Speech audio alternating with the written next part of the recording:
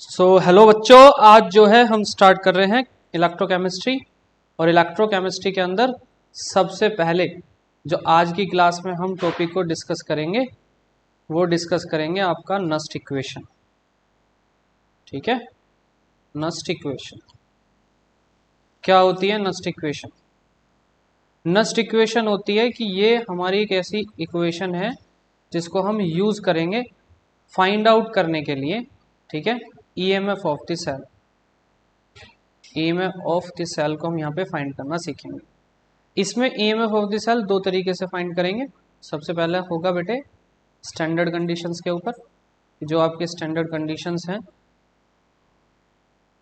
और दूसरा होगा आपका नॉन स्टैंडर्ड कंडीशंस पे।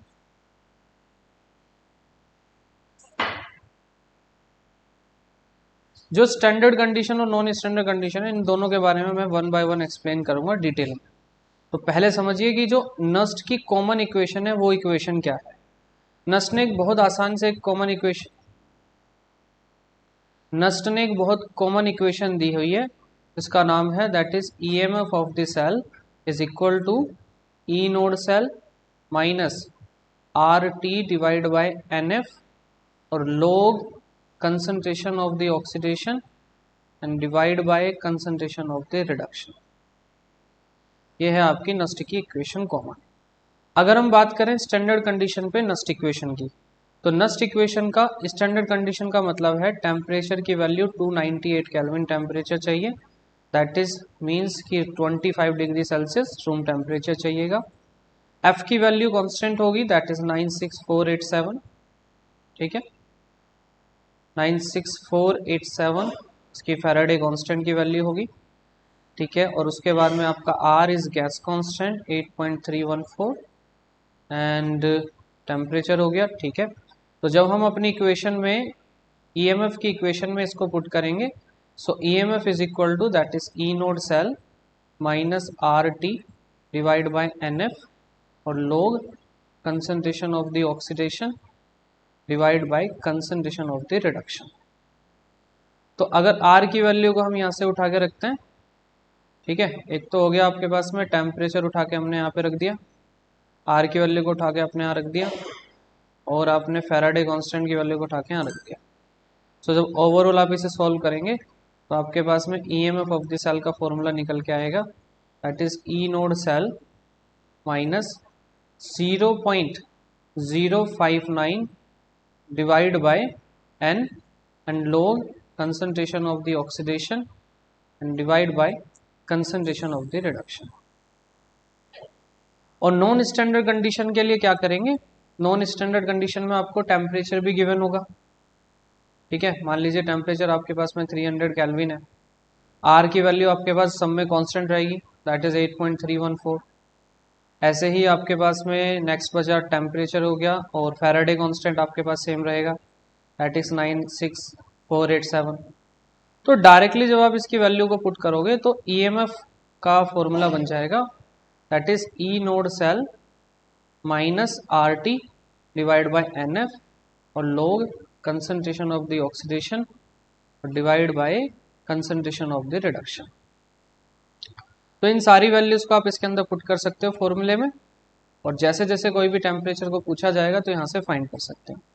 मोस्ट ऑफ द केस क्या देखा गया है कि नॉन स्टैंडर्ड कंडीशन में क्वेश्चन को पूछने के चांसेस कम होते हैं, तो इसीलिए क्या आपको ध्यान रखना है कि स्टैंडर्ड कंडीशन पे ज़्यादा क्वेश्चंस को पूछा जाएगा।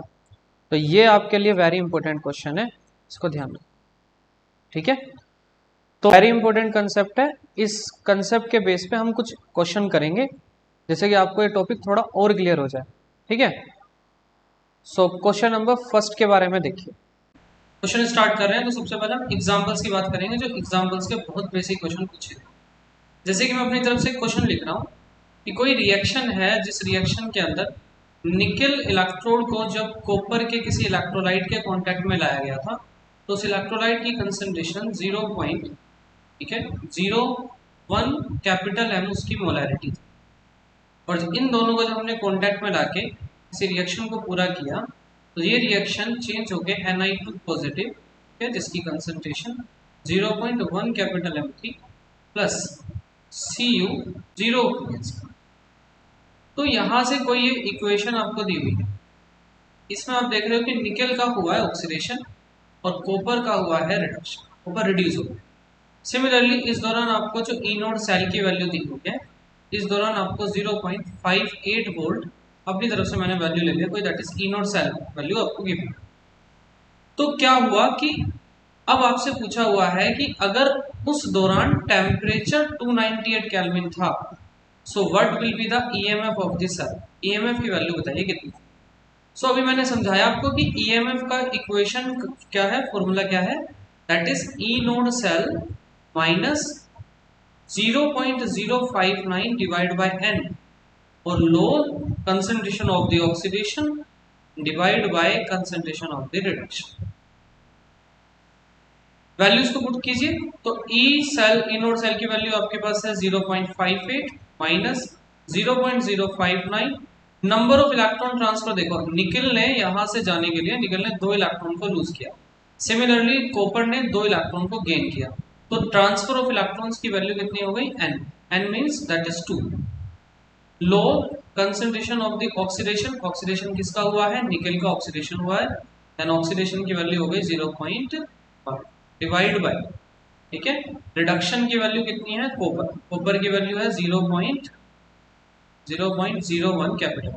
इसको सोल्व करते हैं, पॉइंट हटाएंगे, नीचे आ जाएगा आपके पास 10⁻², यहाँ से पॉइंट सॉरी नीचे आ जाएगा 1 है बेटे, और यहाँ से आ गया पॉइंट हटाएंगे तो 10⁻1 से इसको कैंसिल करेंगे तो आपके पास में 10 वैल्यू आ जाएगी, ठीक है। सोल्व आगे करते हैं, that is 0.58 minus 0.059 divide by 2 और log 10, ठीक है। याद रखना कि कुछ log की वैल्यूज आपको याद रखनी है, उसके ऊपर भी मैं एक अलग वीडियो बना दूंगा कि log की वैल्यू को कौन कौन सी याद रखनी है। वैसे मोस्ट ऑफ द टाइम क्या होता है कि log की वैल्यू आपको क्वेश्चन पेपर में गिवन होगी तो उसकी कोई टेंशन नहीं है, लेकिन फिर भी मेरा एक सजेशन है कि log की वैल्यू जो है आप 1 से लेके log 10 तक की वैल्यू को याद करें। तो log जो है, log 10 की वैल्यू कितनी होती है बेटे, log 10 की वैल्यू होती है 1, तो यहां से हमने इसकी वैल्यू को पुट किया तो आपके पास में सोल्व करने के बाद 0.58, ठीक है, माइनस 0.059 डिवाइड बाय 2, ये वैल्यू होगी। इसको अगर सोल्व करते हैं तो आगे अगर हम सोल्व करेंगे तो ईएमएफ की वैल्यू आपके पास आ जाएगी, 2 को एलसीएम ले लीजिए, दैट इज ये हो गया आपका 2 multiply 0.58 minus 0.059 overall divided by 2। तो इसको आप सोल्व करेंगे तो यहाँ से इन दोनों वैल्यूज को सोल्व हो, सो ईएमएफ ऑफ द सेल कितना आ जाएगा, दैट इज 0.55, ठीक है, ये हो जाएगा आपका आंसर। ऐसे ही एक क्वेश्चन और करेंगे अभी आगे। तो नेक्स्ट एक क्वेश्चन और कर रहे हैं, क्वेश्चन को मैं यहाँ पे लिख देता हूँ, ठीक है, सेकंड क्वेश्चन को हम यहाँ पे सोल्व करेंगे, दैट इज एक इक्वेशन दी हुई है Mg plus magnesium plus 2Ag positive in bracket 0.0001 capital M, it give rise to Mg2 positive bracket 0.130 capital M और प्लस 2Ag, ठीक है। इस दौरान आपको ई नोड सेल की वैल्यू गिवन होगी, दैट इज 3.17। अगर आपको कभी ई नोड सेल की वैल्यू गिवन नहीं होती तो याद रखना ई नोड सेल का वैल्यू क्या होती है निकालने का, that is E node reduction minus E oxidation. वहां पे देख लेना आपको इन दोनों में से कोई ना कोई वैल्यू गिवन हो, ठीक है। नेक्स्ट आपको ईएमएफ फाइंड करना है एट स्टैंडर्ड कंडीशन, ठीक है। ईएमएफ की वैल्यू कितनी होगी standard condition, that is temperature की वैल्यू 298 केल्विन। सो फाइंड कीजिए। देखो ये वाला जो आंसर है ये थोड़ा सा ध्यान दीजिएगा, हमने अभी ईएमएफ की वैल्यू को फाइंड करने के लिए एक फॉर्मूला पढ़ा था, दैट इज बेटे E node cell minus 0.059 divide by N and log concentration of the oxidation divide by concentration of the reduction, ये हमने फॉर्मूला था। इस दौरान हमारे पास ई नोड सेल की जो वैल्यू थी, इस ई नोड सेल की वैल्यू को यहाँ से हमने पुट कर लिया, that is 3.17 minus 0.059 divide by N. N की वैल्यू देखो कितनी आ रही है, मैग्नीशियम जो है 0 से +2 हो गया, मतलब कि मैग्नीशियम ने 2 इलेक्ट्रॉन को क्या कर दिया, लूज कर दिया। सिमिलरली एक सिल्वर के पास एक पॉजिटिव चार्ज था और 2 सिल्वर पे कितने हो गए, 2 पॉजिटिव चार्ज, तो कुल मिला के ओवरऑल सिल्वर ने भी 2 इलेक्ट्रॉन्स को क्या किया है, गेन किया है। एक सिल्वर 1 इलेक्ट्रॉन को गेन कर रहा है तो 2 सिल्वर 2 इलेक्ट्रॉन को गेन कर रहा है, इसीलिए आपके पास में नंबर ऑफ इलेक्ट्रॉन ट्रांसफर की वैल्यू कितनी आ गई, that is 2। Next is low concentration of oxidation. Oxidation देखो किसका हुआ है, मैग्नीशियम का ऑक्सीडेशन हुआ, तो बेटे मैग्नीशियम की वैल्यू रख ली 0.130 डिवाइड बाय रिडक्शन हुआ आपका सिल्वर का, सिल्वर की वैल्यू है 0.0001 अब ध्यान से नोट करने की बात यह है कि सिल्वर के पास में 2 जो है, नोट करने की चीज यह है कि सिल्वर के पास जो है 2 इसका एक स्टोइकियोमेट्रिक कोएफिशिएंट, स्टोइकियोमेट्रिक कोएफिशिएंट जो वैल्यूज होती हैं वही स्टोइकियोमेट्रिक कोएफिशिएंट क्या होते हैं, ठीक है, कंसंट्रेशन की रेज्ड पावर कर देते हैं, मतलब वही उनकी पावर बनाती है, ध्यान रखना। अगर मैग्नीशियम की पावर मतलब स्टोइकियोमेट्रिक 1 है तो इसकी पावर भी यहाँ पर 1 है। अगर मैग्नीशियम वहाँ पे 3 होता तो आप रेज पावर 3 लिखते, अगर मैग्नीशियम या सिल्वर की पावर 1 की 2 1 की 3 होती तो 1 की पावर नीचे आप 2 लिखते, नीचे आप 1 की पावर 3 लिखते, मतलब कि जो जिसका स्टोइकियोमेट्रिक कोएफिशिएंट होता है वही उसकी पावर रेज करनी है नीचे फॉर्मूला। तो इसी हिसाब से आपको सोल्व करके क्या वैल्यूज आएगी, इसको सोल्व करते हैं, that is 3.17 minus 0.059 divide by 2 और लोग, ठीक है, ऊपर हो जाएगा आपके पास 0.130 और नीचे वाली वैल्यू को मैं सोल्व करने के लिए 0.0001 मल्टीप्लाई बाय 0.0001 ऐसे करके लिखा। सो यहाँ से पॉइंट हटाएंगे, ऊपर आ जाएगा आपके पास में 10 रेज़ टू द पावर 4 और फिर से यहाँ से पॉइंट हटाएंगे तो 10 raise to the power 4 add हो जाएगा। अगेन पॉइंट हटाएंगे तो नीचे पावर जाएगी 10 रेज़ टू द पावर 3, लेकिन वो ऊपर आके हो जाएगी -3, तो मैं डायरेक्टली लिख रहा हूँ -3। ठीक है, यहाँ तक आगे बढ़ते हैं, that is 3.17 minus 0.059 divide by 2 और लोग ऊपर आपके पास वैल्यू कितनी हो जाएगी 130 multiply by 448 minus 3 that is 10 raise to the power 5। अब मैं क्या कर रहा हूँ कि 0 की जो वैल्यू है वो इसके अंदर ऐड कर, मतलब 0 का यहाँ से रब कर दूंगा और यहाँ पे 10 रेज़ टू द पावर कितनी हो जाएगी 6 हो जाएगी। तो इसको लिखते हैं, ये हो गया आपका, आगे यहाँ पे बढ़ जाते हैं, दैट इज, तो इस तरफ कर लेते हैं इसको, दैट इज ये हो गया आपका EMF इक्वल टू क्या चल रहा था, that is 3.17 minus 0.059 divide by 2 तो 13 into 10 raise to the power 6। ठीक है, अब यहाँ से हमने क्या करना है, log a इंटू बी का फॉर्मूला लगाना है, तो ये क्या हो जाएगा 3.17 माइनस 0.059 डिवाइड बाय 2 और log ये क्या लिखा हुआ है a इंटू बी। तो यहाँ पे याद रखना है कि आपको log a इंटू बी का फॉर्मूला या आइडेंटिटी होती है, that is log a plus log b। तो यहाँ पे फॉर्मूला लिखेंगे दैट इज log 13 ब्रैकेट बना देते हैं plus log 10 raise to the power 6।